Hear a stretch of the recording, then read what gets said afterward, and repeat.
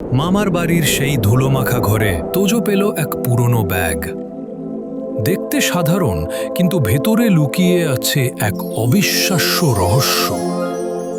প্রথমবার খুলতেই বেরিয়ে এলো একটা জাদুকরি ম্যাপ, যা দেখায় পাহাড়ের গোপন পথ। তোজো রওনা হলো তার জীবনের প্রথম অ্যাডভেঞ্চারে।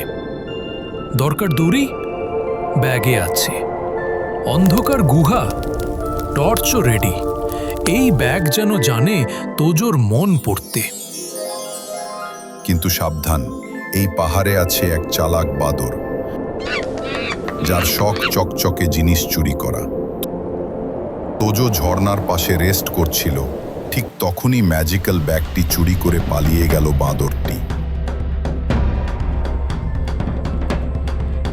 কিন্তু ব্যাগটা তাকে শুধু জিনিস দেয়নি, শিখিয়েছে বুদ্ধি আর সাহস। তোজো বানালো এক দারুণ ফাঁদ, কলা দিয়ে।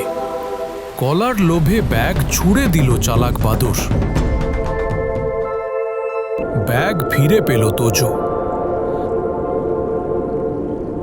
আর ব্যাগ দিল শেষ উপহার, এক স্বর্ণালী মেডেল।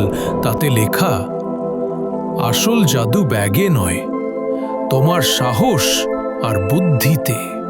পরের এপিসোডে আমরা জানব তোজো কিভাবে খুঁজে পেল এক সারপ্রাইজ গুহা,